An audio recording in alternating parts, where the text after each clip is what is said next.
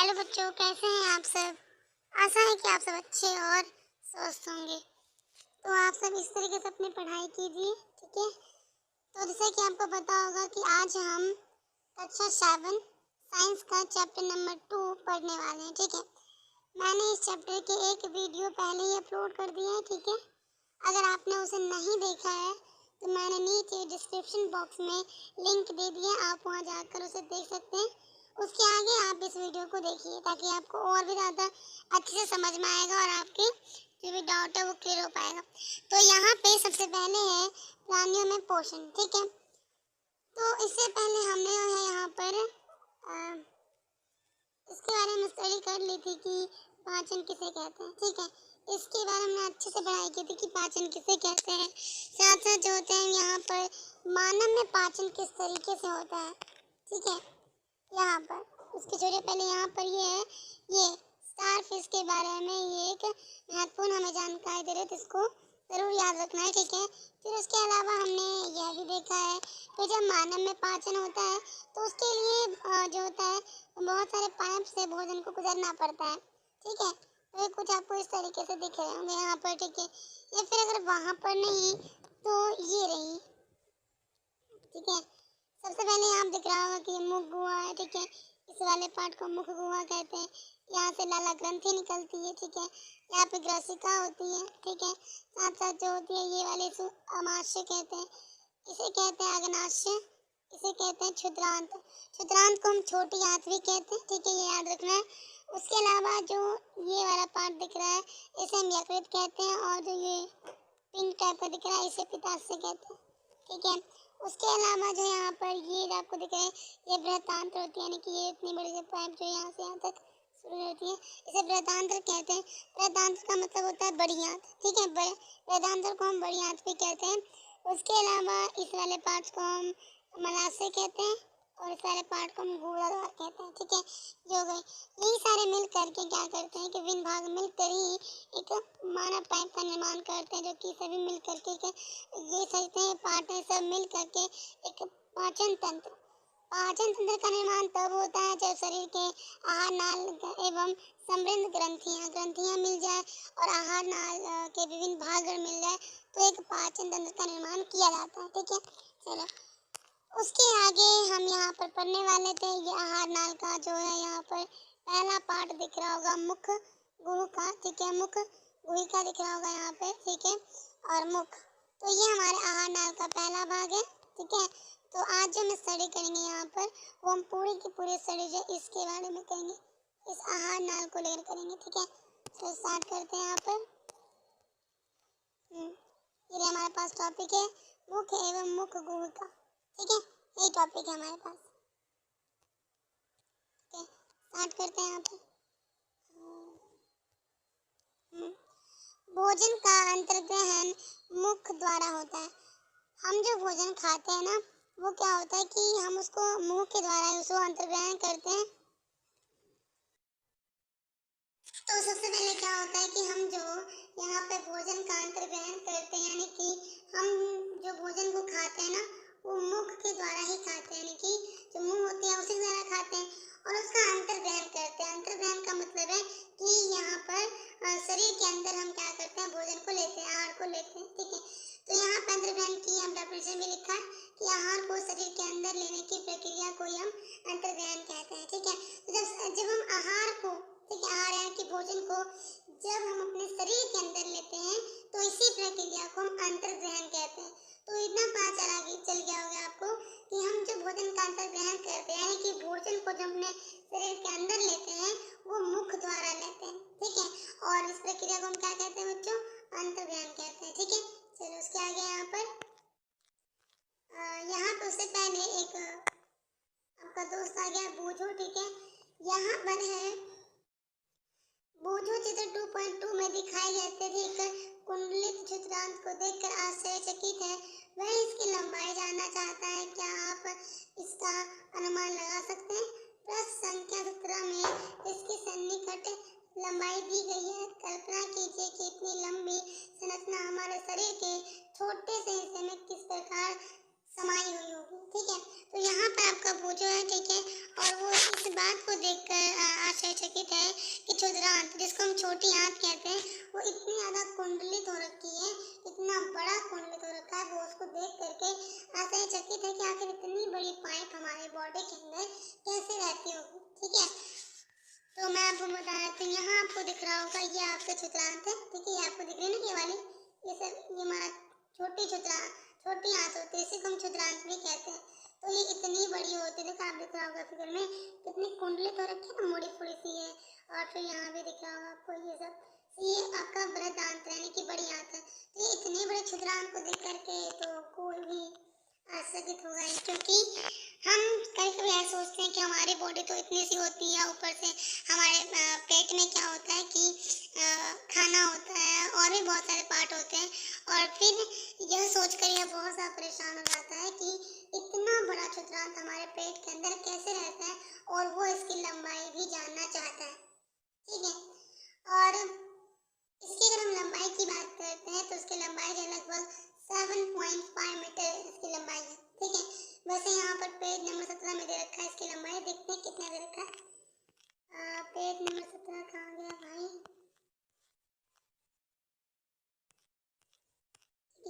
Yes, ये आपको दिख रहा होगा यहाँ पे, ये वाली पॉइंट लगभग 7.5 मीटर लंबी होती है क्षुद्रांत की नली। ठीक है, तो ये ध्यान रखना है कितनी बड़ी आपको यहाँ पर दिख रही थी ना, ये कितनी। ठीक है, तो अब हमने देख लिया यहाँ पर किस तरीके से, तो हमें पता चला कि क्षुद्रांत जो होती है ये लगभग कितनी लंबाई होती है इसकी। क्षुद्रांत की लंबाई होती है यानी कि छोटी आंत की लंबाई होती है वो 7.5 मीटर होता है। ठीक है, आपको अच्छे तरीके से ध्यान रख लेना है। ठीक है, अच्छा, कभी कभी हम सोचते हैं ऐसा कि जब हमें पहली बार पता चलता है कि इतनी लंबी पाइप हमारे बॉडी के अंदर कैसी रहती होगी, तो हम यह सोचते हैं कि आखिर इतनी लंबी पाइप जो हमें दिख रहे हैं वो हमारे शरीर के अंदर किस तरीके से होंगी। ठीक है, तो इसमें घबराने वाली कोई बात नहीं है, हम आगे आने वाले टॉपिक में इन सभी चीज़ों को जानेंगे। ठीक है, फिलहाल आप इतना जान लीजिए कि आप क्षुद्रांत की लंबाई 7.5 मीटर होती है। ठीक है, सिंपल। चलो, उसके आगे यहाँ पर हम दांतों की सहायता से भोजन चबाते हैं तथा यांत्रिक विधि द्वारा उसे छोटे छोटे टुकड़ों में पीस डालते हैं। ठीक है, अब क्या होता है यहाँ पर कि दांत जो होती है, अगर मैं आपसे पूछूं कि आप भोजन किससे चबाते हो, क्या बताओगे? सिंपल सी बात है कि आप उसका आंसर दांत ही बताएंगे। ठीक है, क्योंकि दांत की मदद से क्या क्या आता है कि भोजन को चबाया जाता है, और दांत के अंदर में ही बहुत सारे ऐसी यांत्रिक विधि होती है जिनके द्वारा इस भोजन को छोटे छोटे टुकड़ों में पीस दिया जाता है। तो सिंपल आपको इतना याद रखना है कि यहाँ पर दांतों की मदद से हम भोजन को चबाते हैं और यांत्रिक विधि के द्वारा हम उस भोजन को छोटे छोटे टुकड़ों में पीस कर देते हैं, पीस डालते हैं उनको। ठीक है, ये ध्यान रखना है। तो जब भी अगर आपको भोजन चबाना हो तो चबाएंगे दांतों की सहायता से। ठीक है, चलिए स्टार्ट करते हैं आगे। प्रत्येक दांत मसूड़ों के बीच अलग अलग ग्रथिका यानी कि सॉकेट में धंसा होता है। हमारे दांतों की आकृति भिन्न भिन्न है तथा उनके कार्य भी भिन्न भिन्न है, इसके अनुसार उन्हें अलग अलग नाम भी दिए गए हैं। तो अब देखिए बच्चों, क्या है यहाँ पर कि ये दांत जो होती है, ठीक है, अब मैं बताता हूँ यहाँ पर कि दांत जो होती है वो क्या होता है कि दांत होता है आपके मसूड़ा होता है ना, नाम सुना होगा मसूड़ा आपने, दांत के अंदर मसूड़ा होता है। तो वो दांत जो होता है मसूड़े के बीच में अलग अलग ग्रथिका होती है, इसे सॉकेट कहते हैं। ठीक है, ध्यान रखिएगा, दांत जो होता है आपका यहाँ पर, दांत जो होता है मसूड़ों के बीच में अलग अलग ग्रथिका होती है जिसको सॉकेट भी कहते हैं, उसमें धसी होती है। ठीक है, मैं आपको फिगर दिखाने की कोशिश करती हूँ। आप यहाँ देख सकते हैं कि ये आपको दांत है, ये आपको दिख रहा है, ये वाला पार्ट ये आपका दांत है फिलहाल के लिए। ठीक है, ये आपके दांत हो गए। ठीक है, उसके अलावा आपको यहाँ पे दिख रहा होगा ये जो आपको दिख रहा है, ये जो ब्लैक ब्लैक कलर के दिख रहा है आपको, जो उसके चारों ओर दांतों के चारों ओर इस तरीके से ब्लैक ब्लैक, बच्चों ये आपके मसूड़े हैं। ठीक है, और ये जो आपको इस तरीके से दिख रहा होगा, ठीक है, ये आपको इस तरीके से दिख रहे हैं ना, जो हमारे बॉडी के रंग के हैं लगभग। ठीक है, तो ये है आपके यहाँ पर सॉकेट। ये आप देख सकते हैं इस फिगर में कि ये आपका दांत था, इसके चार और आपका ब्लैक ब्लैक जो घिरा हुआ आपका क्या है, मसूड़ा है, और ये आपका एक सॉकेट में धंसा हुआ है। ठीक है, सिंपल आप बात समझ लीजिए, ठीक है। तो ये हमारे पास जो होती है दांत जो होता है वो मसूड़ों के बीच अलग अलग सॉकेट होती है, उसमें धंसी होती है, ठीक है। उसके अलावा क्या होता है कि हमारे दांत की आकृतियां अलग अलग होती हैं। कभी अगर आपने देखा होगा तो आपको पता चला होगा कि हमारे दांत की आकृति जो होती है वो अलग अलग होती है, और अलग अलग होने के कारण उनका कार्य भी अलग अलग होता है, वो अलग अलग काम भी करते हैं, ठीक है, उनका अलग अलग नाम भी होता है। तो अब जरा आप ध्यान सुनिए कि दांत जो होते हैं वो अलग अलग प्रकार के भी होते हैं, वो अलग अलग काम भी करते हैं, और वो जो होते हैं उनके अलग अलग नाम भी होते हैं, ठीक है। तो दांत जो होते हैं अलग अलग प्रकार के होते हैं, कितने प्रकार के होते हैं अब हम इसमें आगे बढ़ेंगे, ठीक है। चलिए अब देखो, अच्छा मैंने अभी यहाँ पर कहा था कि दांत जो होती है उसकी आकृति अलग अलग होती है, उनके काम अलग अलग होते हैं। आप कहेंगे कैसे? बच्चों क्या होता है जब आप शीशे के सामने जाओगे अपना दांत मुंह करके देखना कि आपके दांत की आकृति जो है ना वो अलग अलग हो, जैसे कि आपके आगे वाला दांत जो होगा उसकी आकृति अलग होगी, जबकि आप जिस दांत से भोजन को चबाते हैं उसकी आकृति अलग होगी, ठीक है। और ठीक है, इस तरह उनका नाम भी अलग अलग होता है, ठीक है। हालांकि ये सब तो भोजन को पचाने के लिए या फिर कहीं भोजन को चबाने के लिए, चीरने फाड़ने के लिए इन सारे दांतों का यूज किया जाता है, लेकिन अलग अलग तरीके से। किसी दांत का जो चीरने फाड़ने के लिए यूज किया जाता है, किसी दांत को काटने के लिए यूज किया जाता है, किसी दांत के द्वारा हम चबाते हैं भोजन को, ठीक है। ठीक है, इस तरीके से किया जाता है यहाँ पर, ठीक है। चलिए अब एक एक्टिविटी करते हैं यहाँ पर, ठीक है, आपको दिख रहा होगा यहाँ पर क्रियाकलाप 2.2, ठीक है, सिंपल दिख रही है आपको। चलो एक मिनट में कलर चेंज कर देती हूँ,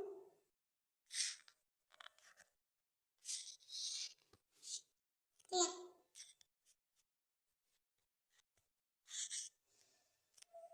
तो सबसे पहले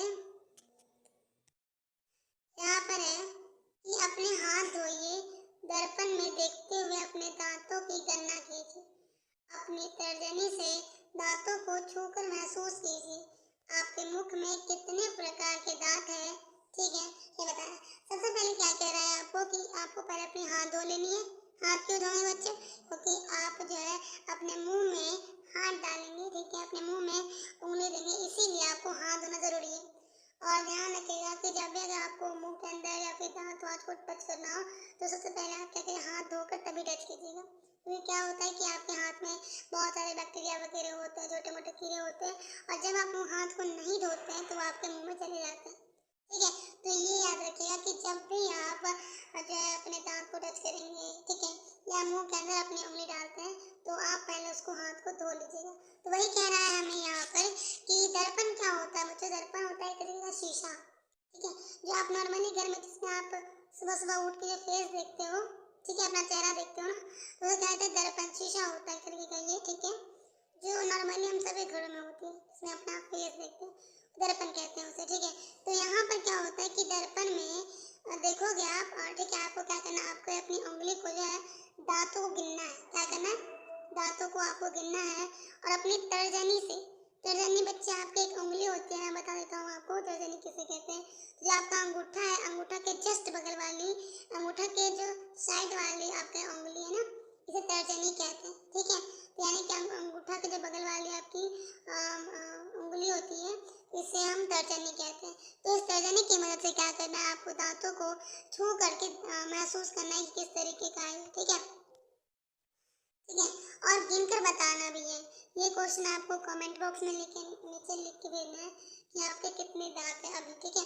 चलो उसके आगे है यहाँ पर कि आपके मुंह में कितने प्रकार के दांत है, शायद आप ये डिफाइन नहीं कर पाए होंगे, ठीक है। ये आपको पता कब चलेगा, देखते हैं। इसके लिए एक्टिविटी करवाई जा रही है कि यहाँ पर एक सेब अथवा रोटी का टुकड़ा लेकर उसे काटने की कोशिश करो। आप उसे काटने एवं दर्शन के लिए किन दांतों का उपयोग करते हो? कौन से दांत खाद्य पदार्थ को चीरने या निवेदन और फाड़ने के काम आते हैं? उन दांतों को भी पहचानिए जो चबाने और पीसने के काम आते हैं। तो अब आपको क्या करना है बच्चे यहाँ पर कि आपको एक सेब लो और आप एक रोटी भी ले लो। आप इन दोनों को काट कर देखो, आपको पता चलेगा कि सेब को हम जिस दांत से काट रहे थे ना, उस दांत से हम रोटी को नहीं काटते हैं, ठीक है, हम उसको अलग तरीके से काटते हैं। ठीक है, जब आप ये करोगे तो आपको अच्छे से पता चलेगा। ठीक है, उसके अलावा क्या करना है, आपको फिर यह भी बताना है कि कौन सा दांत ऐसा था जिसका हमने उपयोग चीरने फाड़ने के लिए किया, और कौन कौन सा दांत ऐसा था जिसको हमने चबाने के लिए या भोजन पीसने के लिए यूज किया। तो आपको पता चलेगा कि ये सभी अलग अलग दांत हैं। हम एक ही दांत से सब कुछ नहीं करते। ठीक है, चलिए देखते हैं यहाँ पर। वैसे यहाँ दे रखा है कि अपने प्रश्न सारणी 2.2 में देखिए।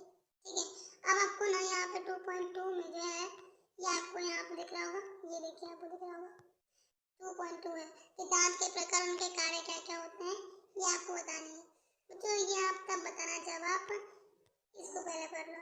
ठीक है, दांत के बारे में यहाँ देख सकते हैं आप फिगर में कि अब क्या होता है कि नॉर्मली दांत जो होते हैं आपके 4 प्रकार के होते हैं। ठीक है, एक आपके पास होता है चवर्णक।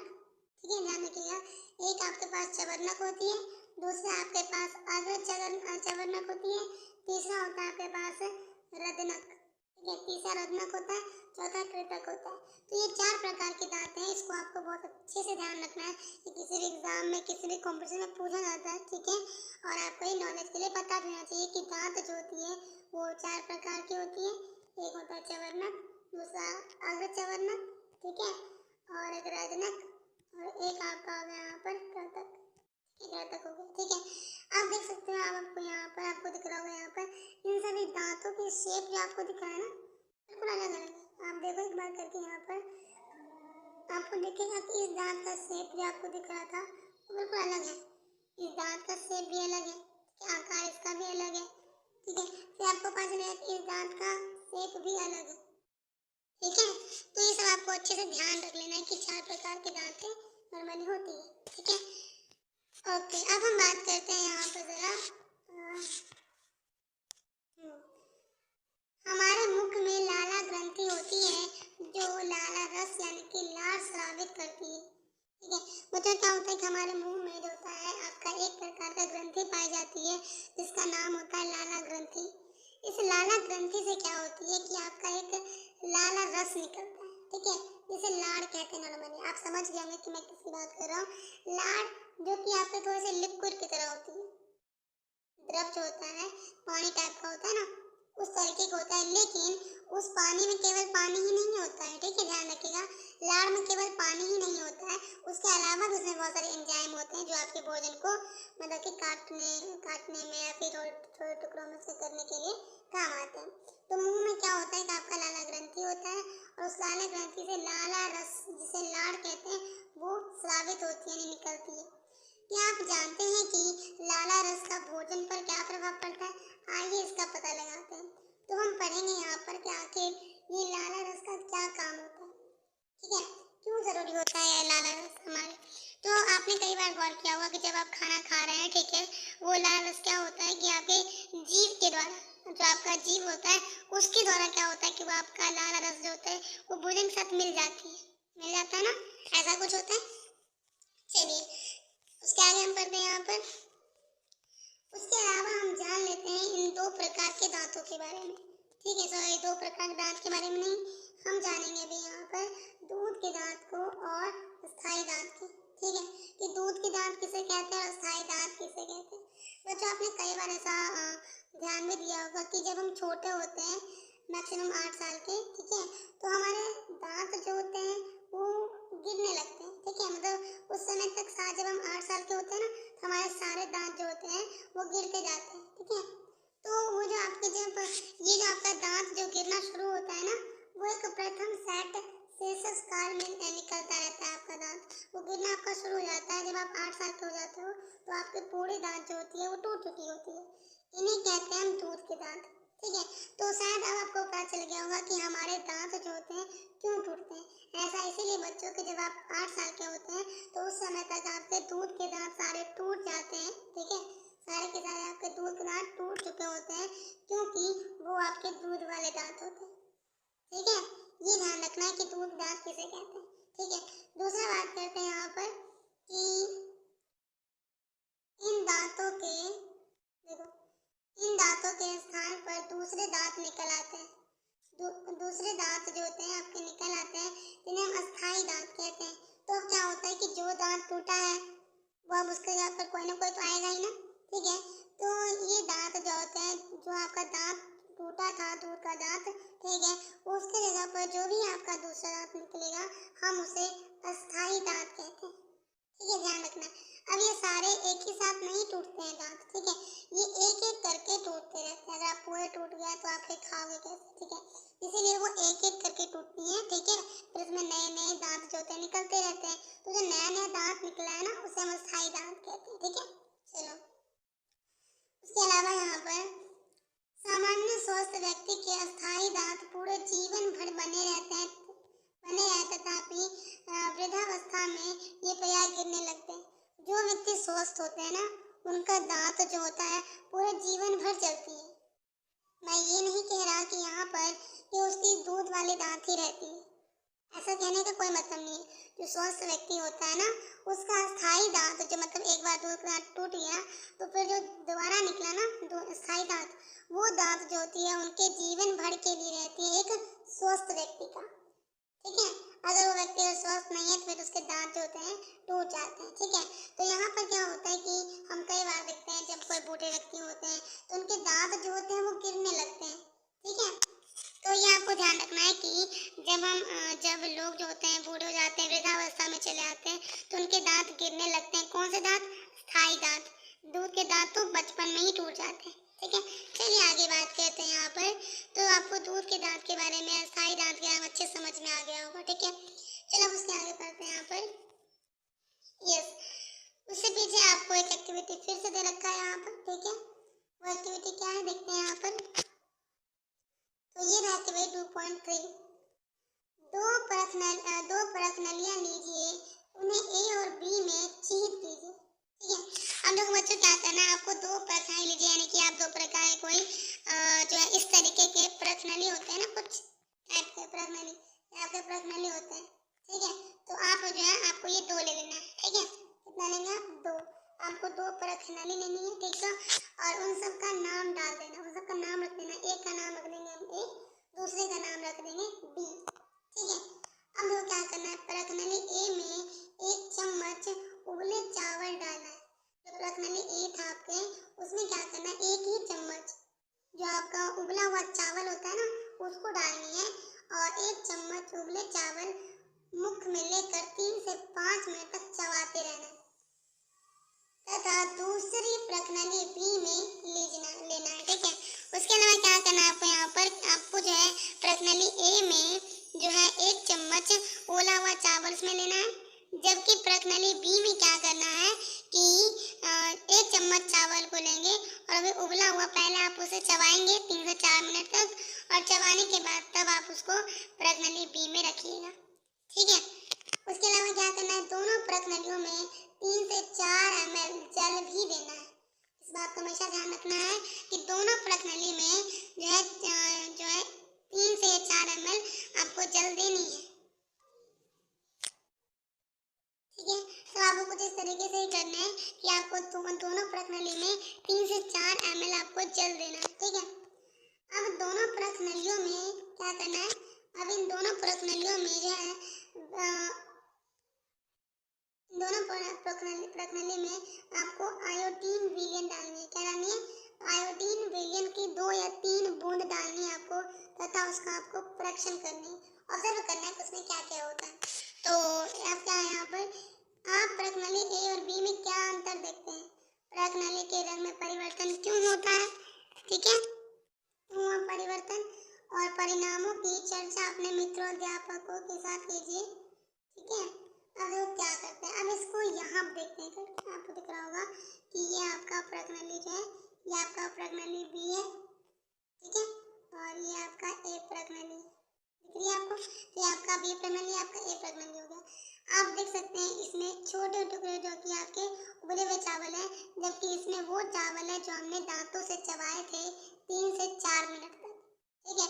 तो ये चावल है, इन दोनों में क्या किया गया है कि 2 या 3 बूंदे जो यहाँ पर आयोडीन विलयन डालने की, आयोडीन विलयन डाल दिया गया है, ठीक है। और फिर आप देख सकते हैं कि इसमें जल भी दिया गया था, ठीक है। इसमें चबाया हुआ चावल है तो आप देखोगे यहाँ पर कि इनके रंग में आपको दिख रहा होगा साफ साफ यहाँ पर कि इसके रंग में, ये जो आपको दिख रही है यहाँ पर, इसके रंग में और इसके रंग में देखो दोनों में डिफरेंस है कि नहीं है। तो यानी कि दोनों कलर में डिफरेंस है, जबकि लिया तो हमने सेम ही चीज़ ना, हमने वाटर है लिया था और जो है यहाँ पर उबला हुआ चावल लिया था, लेकिन फ़र्क ये था कि एक को बिना चबाए हुए चावल को लिया था और एक में हमने चबाया हुआ चावल डाला। ठीक है, तो यही दो अंतर है बस यहाँ पर। ठीक है, उसके अलावा यहाँ पर क्या आप देखो कि रंग में परिवर्तन हो गया। क्यों हो गया ये आपको अपने मित्रों से या अध्यापक से पूछना है। देखो बच्चों यहाँ पर क्या हो गया, आपका रंग परिवर्तन इसीलिए हो गया क्योंकि आपने जिस चावल को चबाया था ना, उसमें क्या हुआ कि हमारे मुंह में लाला रस होती है, लाला रस होती है, लार होती है ना, तो जैसे हमने उस चावल को चबाया तो वो रस थी लार जो चटनी लार होती है वो आपके उस भोजन के साथ जाकर मिल गया। ठीक है, और वो जो जो जो आपका उबला हुआ चावल था पहले वो मंड था। ठीक है, पहले क्या था, वो एक मंड था, जैसे उसके ऊपर लाल रस पड़ी तो वो हमारा था भोजन, वो जो उसका रंग था वो शर्करा में बदल गया। तो जो लाल रस थी जैसे वो चावल के साथ मिला तो पहले चावल में मंड थी, पढ़ा होगा आपने कि मंड में मतलब चावल में सिर्फ मंड होता है, तो ये मंड होगी। ठीक है, मंड थी और जैसे उसको लाल रस के साथ मिलाया तो शर्करा में चेंज हो गई, और जैसे शर्करा में चेंज हो गई बस उसका कलर भी चेंज हो गया। तो अगर आपसे पूछ रहा था कि ऐसा क्यों हुआ, इसके रंग परिवर्तन क्या हुआ, तो आप इसका आंसर यही देंगे क्योंकि यहाँ पर जो हमारे मुंह में लाला रस होती है और वो चावल के साथ जैसे ही मिला तो वो जो चावल पहले मंड था और अब वो मंड हटा करके वो शर्करा में बदल गया, इसीलिए से उसका रंग भी बदल गया। ठीक है, चलो आगे पढ़ते हैं। यहाँ पर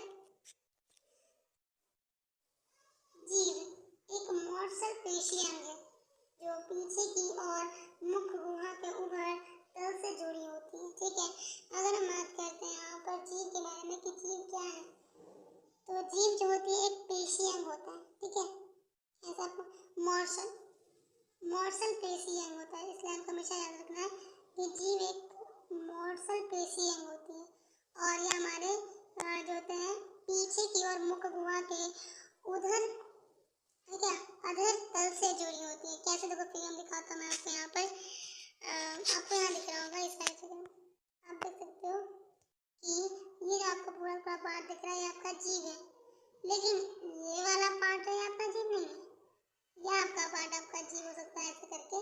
ठीक है, ये आपका लेकिन जीभ नहीं है, ये आपके मुख जो होता है उसके अंदर वाला पार्ट यानी कि ऊपर वाला पार्ट होता है ये। ठीक है, और ये जो आपकी जीभ होती है वो मुख के सबसे ऊपर वाला पार्ट से आपका कनेक्ट होता है, जुड़ा हुआ होता है। ठीक है, वही ये कह रहे हैं यहाँ पर। ठीक है, उसके अलावा है कि इसका अग्रभाग स्वतंत्र होता है और किसी भी दिशा में मुड़ सकता है। ठीक है, क्या आपको जीभ, ठीक है, क्या आपको जीभ क्या आपको जीभ के कार्य ज्ञात है? हम बोलने के लिए जीभ का उपयोग करते हैं। सबसे पहले हम ये समझते हैं कि देखिए यहाँ पर क्या होता है कि जीभ के मेनली दो तरीके के पार्ट होते हैं। अगर हम यहाँ पर एक सेकंड में कोई कलर ले लेती हूँ, आपको यहाँ पर जो दिख रहा होगा यहाँ पर कि जीभ के क्या होते हैं, दो पार्ट होते हैं। यहाँ पर ये आपको दिख रहा होगा, ये जीभ के जो है बाहर वाले पार्ट होते हैं। ठीक है, ये आपके जीभ के बाहर वाले पार्ट होते हैं बच्चों ये। ठीक है, ये आपके जीभ के बाहर वाले पार्ट होते हैं और आप इसको जिस दिशा में चाहें आप उस दिशा में इसको घुमा सकते हैं यानी कि मोड़ सकते हैं। लेकिन क्या मैं अगर आपसे ये पूछूं कि क्या आप ये वाले पार्ट आप इसको भी मोड़ सकते हैं, तो आप कहेंगे नहीं, क्योंकि अंदर वाला पार्ट जो होता है आपका वो मुख के ऊपर वाले भाग से कनेक्ट होता है, इसीलिए आप उसको नहीं घुमा सकते। लेकिन जो आपके पास यहाँ पर जो जीभ के आगे वाला पार्ट होता है उसको आप किसी भी दिशा में घुमा सकते हैं। ठीक है, मोड़ सकते हैं। ठीक है, तो ये आपको ध्यान रख लेना। ठीक है, चलिए बच्चों, क्या आपने कभी ऐसा सोचा है कि जीभ क्या काम करती है? सोचा होगा कभी ना कभी कि जीभ क्या काम करते हैं, आपको थोड़ा बहुत शायद इसका आइडिया भी होगा कि जीभ क्यों काम करते हैं। बच्चे, अगर मैं आपसे ये कहूँ कि आपके अगर आप जो है यहाँ पर मान लीजिए अगर मैं आपसे कहूँ किसी के जीभ ही नहीं है तो क्या होगा? सबसे पहले क्या होती है कि जीभ जो होती है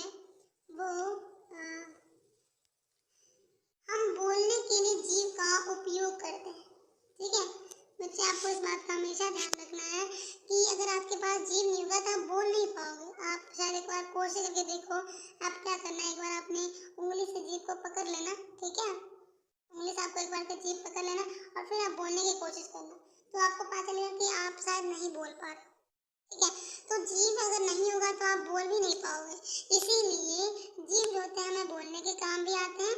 और इसके अतिरिक्त क्या होता है कि यह भोजन में क्या होता है, लार को मिलाने का कार्य भी करती है।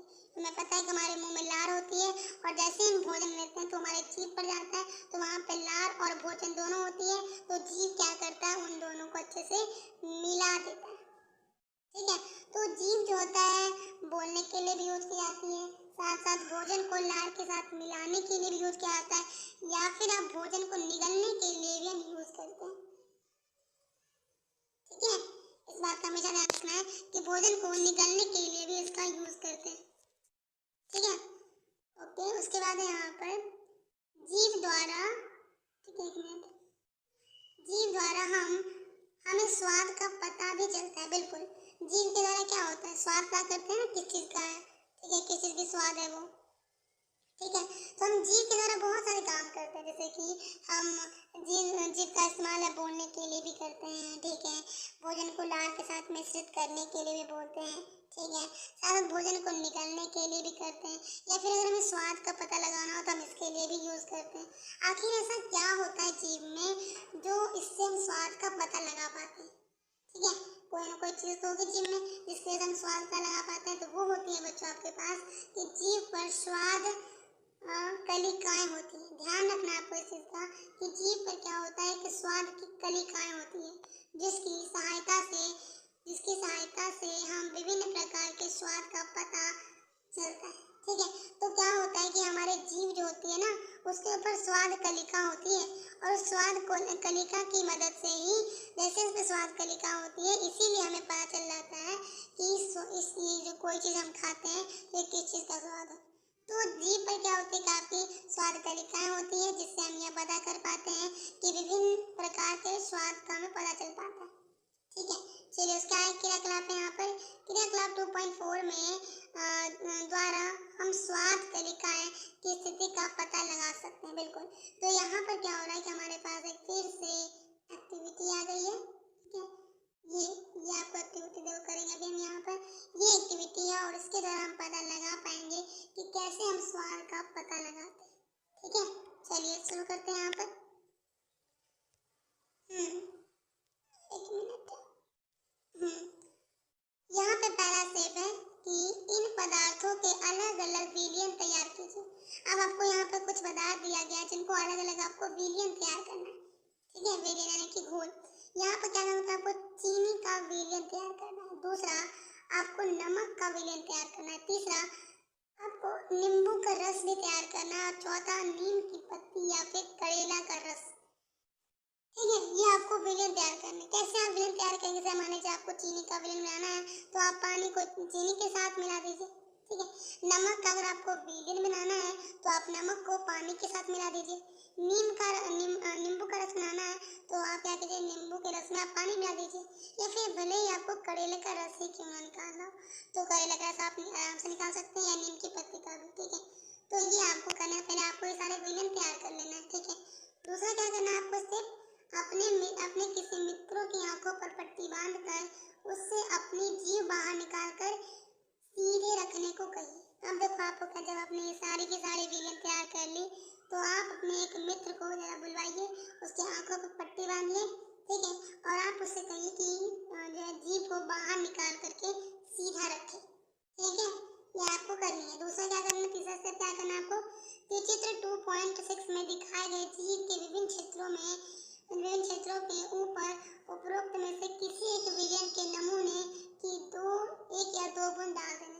तो आपने जो विलयन तैयार करना है ना, आप क्या कीजिएगा, अपने दोस्त की जीभ पर एक एक करके सारे जो विलयन है उनके एक या दो बूंद को आप उसके जीभ पर डालते जाइए, ठीक है, डालते जाना है आपको, ठीक है। और विलयन रखने के लिए दांत कुदेलने की सीख का उपयोग करें, ठीक है। सिंक जो होती है आपको उसका उपयोग करना है। इस प्रक्रिया में अन्य विलियन के साथ दोहराइए और प्रत्येक विलियन के लिए पृथक पृथक सिंक का उपयोग करना। बच्चों, पृथक पृथक का मतलब होता है अलग अलग सिंक। तो सिंक कहाँ होगा? नॉर्मली जहाँ हम थूक फेंकते हैं ना, उस सिंक की बात हो रही है यहाँ पर। कि जब आपने इतने सारे रस का टेस्ट किया है तो अब आपको क्या करना है, जैसे आप उसको जीभ पे डालोगे तो आपको क्या करना है, 1 या 2 बूंद ही आपको उसको विलियन को अपने जीभ पे डालना है और उतनी बार आपको थूक जाए अलग अलग सिंक में फेंकना है। ठीक है, अगर आप सेम फेंक देंगे। उसके अलावा क्या करना है आपको? 5वां स्टेप है कि अपने मित्रों से पूछिए कि जीभ के किस क्षेत्र से उसे मीठे, नमकीन, खट्टे और कड़वे स्वाद का अनुभव हुआ। तो जब आपने अपने मित्रों के साथ किया होगा या किसी के साथ में एक्सपेरिमेंट की ये वाली, तो अपने मित्रों से पूछिए कि जीभ का ऐसा कौन कौन सा भाग था जहाँ पर चीनी का रस या नींबू का रस या करेले का जूस जो था उसे कभी मीठा लगा तो कभी नमकीन, कभी खट्टा लगा तो कभी कड़वे। ठीक है, वो कौन कौन सा पार्ट था, ये आपको पूछना है। इसके अलावा क्या करना है आपको? अपने प्रश्न रिकॉर्ड करें तथा चित्र 2.6 में दिखाए गए प्रत्येक क्षेत्र में उसका स्वाद का पता लिखिए जिसका संवेदन उसके द्वारा होता है। ठीक है, आपको बस कुछ नहीं करना, सिर्फ इतना रिकॉर्ड रखना है क्या क्या हुआ। ठीक है, और अन्य सहपाठियों के साथ भी इसकी नकल आपको दोहरानी है, यानी कि जीभ पे अलग अलग चीजों का हमें स्वाद जो है टेस्ट करते रहना है। अब मैं जरा एक बार आपको दिखाती हूँ 2.6। ठीक है, ठीक है, आपको ये वाला फिगर अच्छे से समझ में आ रहा होगा। 2.6 नहीं है, ये 2.5 है। यस, ये देखो, ये आपके पास फिगर है, ये है 2.6, ये फिगर। ठीक है, ये फिगर आपका 2.6 है। तो यहाँ पर हो गया आप यहाँ पर कि जीभ के ना अलग अलग भाग दे रखे हैं आपको कुछ निशान बनाकर, कुछ ऐसा है, कुछ ऐसा है। ठीक है, अलग डिजाइन दे रखे हैं। तो ये सब जो होता है जीभ के कुछ ऐसे ऐसे भाग हैं जहाँ पर हमें ये रस था, कभी कड़वा लगा तो कभी मीठा, कभी खट्टा लगा तो कभी कड़वा। ठीक है, इस तरीके से। ठीक है, उसके आगे मैं आपको एक बहुत ही जानकारी दे रही हूँ यहाँ पर कि मिठाइयाँ और दंत। देखिए, मिठाइयाँ और दंत छह से क्या होता है? दंत छह का मतलब होता है बच्चों आपके दांतों का सड़ना। ठीक है, दंत छह का मतलब क्या होता है? दांतों का सड़ना। और आपको मिठाइयाँ का मतलब तो पता ही होगा। ठीक है, चलिए, तो यहाँ पर है कि सामान्यतः हमारे मुख में जीवाणु पाए जाते हैं। ठीक है, एक मिनट, देखो बच्चों, आपको ये ध्यान रखना है कि आपके मुख में यानी कि हमारे मुंह में क्या होता है कि जीवाणु पाए जाते हैं, छोटे छोटे जीवाणु पाए जाते हैं जो हमें दिखते नहीं है, परंतु उनमें कोई हानि नहीं होती है। मतलब क्या होता है कि हमारे मुंह में क्या होता है, कुछ जीवाणु होते हैं और वो जीवाणु होते हैं हमारे फायदेमंद के लिए होते हैं, उससे हमें मुंह में कोई नुकसान नहीं होता। ठीक है, फिर भी खाने के पश्चात यदि हम दांत एवं मुख साफ ना करें तो मुख में अनेक हानिकारक जीवाणु वास करके वृद्धि करने लगते हैं। तो यहाँ पर क्या होता है कि हमारे मुंह में पहले से जीवाणु होते हैं। इसके अलावा क्या होता है कि अगर मान लीजिए कि यहाँ पर जो है अगर हमने भोजन खाया है, ठीक है, अगर हमने यहाँ पर भोजन खाया है तो इससे क्या होता है, अगर हम भोजन खा लेते हैं और फिर अपने मुख को साफ नहीं करते हैं तो मुख में क्या होता है, बहुत सारे। देखो बच्चों, आपको ये ध्यान रखना है कि कभी कभी क्या होता है कि बहुत सारे बच्चों की ऐसी गंदी आदत होती है कि वो जो होते हैं ब्रश नहीं करते हैं खाना खाने के बाद। ठीक है, तो आप लोग ज़रा ध्यान सुनेगा, अगर आप खाना खाने के बाद अगर आप ब्रश नहीं करेंगे तो आपके मुख में क्या होगा, कुछ हानिकारक जीवाणु प्रवेश कर जाएंगे। ठीक है, प्रवेश करने लगते हैं आपके जीवाणु आपके मुंह में, और ये जीवाणु दांतों के बीच फंसे भोजन को शर्करा का विघटन कर अम्ल निर्मोचित करते हैं। और यह जानने के लिए कि अम्ल क्या है, क्या अध्याय 5 में देखिएगा। ठीक है, चलिए, उसके आगे यहाँ पर यह अम्ल जो होता है वो धीरे धीरे दांत को क्षति पहुँचाने लगता है, इसे दंत छह कहते हैं। तो बच्चों क्या होगा, अगर आप भोजन खाने के बाद जो है अगर आप ब्रश नहीं करते हैं तो कुछ जीवाणु होंगे जो आपके मुंह में प्रवेश कर जाएंगे और आपके दांतों के बीच जो फंसा हुआ भोजन होगा उसके ऊपर वो जो होगा उसको वो शर्करा में उसको विघटन कर देंगे। ठीक है, उसके ऊपर वो कार्य करेंगे। ठीक है, वही हानिकारक जीव जो आपके मुंह में एंटर कर जाएंगे। ठीक है, तो वो क्या होगा कि वो उसको विघटन करके एक अम्ल का निर्माण करेंगे। ठीक है, अब शायद आपको अभी अम्ल ना पता होगा। ठीक है, कि अम्ल क्या होता है। ठीक है, इसके बारे में हमें अध्याय 5 में पढ़ाया जाएगा, लेकिन फिर मैं आपको बताती हूँ कि अम्ल क्या होता है। बच्चों, अम्ल जो होता है एक खट्टे पदार्थ होते हैं। ठीक है, जो आपके खट्टे तरीके के होते हैं, ठीक है, ये होती है अम्ल की विशेषता। तो ये होती है आपके पास यहाँ पर कि वो जीवाणु क्या करते हैं, दांत के बीच फंसे भोजन को शर्करा में विघटन करके एक अम्ल का निर्माण करते हैं। और यही अम्ल क्या करता है, आपको पता होगा एसिड कितना खतरनाक होता है, अम्ल को अंग्रेजी में एसिड कहते हैं। आपको पता होगा कि जब एसिड से हमें कितना नुकसान होता है, सोच रहे हो वो दांत होती है, और जैसे ही दांत पे एसिड आती है तो उससे क्या होता है कि हमारे दांत जो होते हैं धीरे धीरे उनको क्षति पहुंचने लगती है, और इसी प्रक्रिया को हम दंत क्षय कहते हैं। इसलिए अपने दांतों को डेली साफ कीजिएगा, दिन में 2 बार साफ कीजिएगा, ठीक है। उसके अलावा यहाँ पे यदि समय रहते इसका उपचार ना किया गया तो दांतों में असहाय, ठीक है, असहाय पीड़ा होने की लगती है तथा चरम अवस्था में टूट कर गिर जाते हैं। चॉकलेट, ठंडे पेय या चीनी युक्त मिठाइयाँ एवं अन्य पदार्थ दंत क्षय के लिए बहुत ही मुख्य रूप से उत्तरदायी होती है।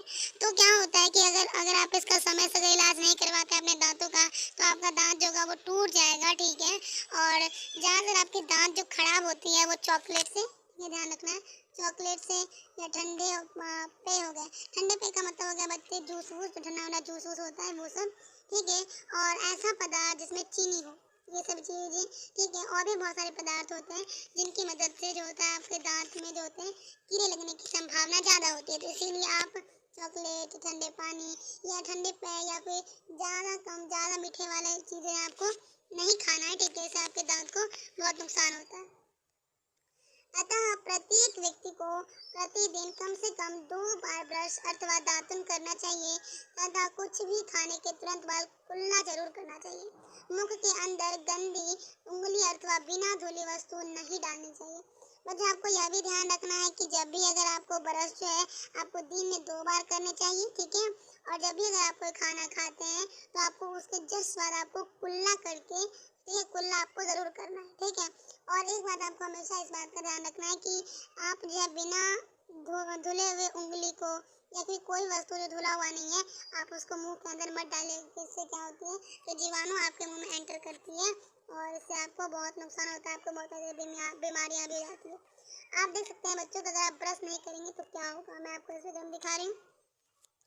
1 मिनट अभी रुक गया बच्चों। यहाँ पे आप देख सकते हो कि इस वाले दांत में,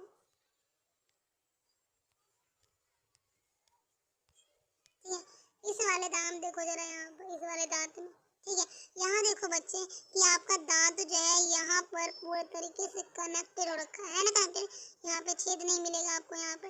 लेकिन जब आप ब्रश नहीं करोगे तो आपका दांत क्या होगा, धीरे धीरे देखो इसके बीच में गैपिंग बनना हल्का सा शुरू हो गया है, ठीक है। और आपको कुछ नीले कलर का पदार्थ दिख रहा होगा यहाँ पे, ठीक है, वो हो जाएगा फिर यहाँ पे। और धीरे धीरे करके जो है आपका दांत होगा सड़ना शुरू हो जाएगा, और धीरे धीरे करके ये आपका पार्ट जो आपको ये दिख रही है, ये फिर यहाँ पे स्पेस बनना शुरू हो जाएगा और आपके दांत जो है खराब होना शुरू हो जाएगा। और एक समय ऐसा आएगा जब ये पूरे ही हट जाएंगे आपके यहाँ पर जो पार्ट थे, ठीक है। आप देखो इस फिगर में कितना अंतर है कि यहाँ पे पूरा जुड़ा हुआ था, यहाँ पर आपका हट जाएगा और आपके दांत जो है पूरे काले हो जाएंगे और सड़ने लगेंगे, ठीक है। तो आपको इसीलिए ब्रश करना है और आपके दांतों को अच्छे रखिए, ठीक है। तो आज के लिए हम इतना ही पढ़ते हैं, ठीक है। कल हम इसके आगे जो है कल जो हम पढ़ने वाले हैं, तो कल हम इसके बारे में स्टडी करेंगे कि ये क्या होता है। जो कल हम पढ़ने वाले हैं यहाँ पर, तो वो हम पढ़ेंगे भोजन नली के बारे में, यानी ग्रसिका के बारे में। यानी कि आज जो हमने टॉपिक कवर की है वो कौन सा पढ़ा, तो आज हमने जो हमारे आहार नाल, यानी कि जो हमारे आहार नाल जाने का जो आहार नाल बड़ी सी पाइप होती है, ठीक है, तो उसके हमने पहले वाले पार्ट के बारे में पढ़ा। इस पार्ट के बारे में हमने अच्छे से पढ़ा, मुख गुहिका के बारे में, ठीक है। अगले बार हम जो नेक्स्ट वीडियो में पढ़ेंगे वो हम पढ़ेंगे पूरी की पूरी वीडियो पढ़ेंगे इस ग्रसिका के बारे में, ग्रसिका क्या होती है, इसका क्या काम होता है, हम इन सब के बारे में पढ़ने वाले, ठीक है। तो आज के लिए इतना ही, ठीक है। मिलते हैं कल की वीडियो में। और एक बात का हमेशा ध्यान रखिएगा कि जो भी मैंने हाईलाइट करवाया आपको उसकी कॉपी में नोट कर लेना है, और आपको इस वीडियो देखने के बाद भी आपको खुद से एक बार पढ़नी है, ठीक है, ताकि आप भूलेंगे नहीं और आपकी साइंस की अच्छी तैयारी हो जाएगी, ठीक है। चलिए, तो आज के लिए इतना ही, और बच्चों अपना रिवीजन करते रहिएगा, ठीक है। मिलते हैं कल की वीडियो में, तब तक के लिए बाय बच्चों।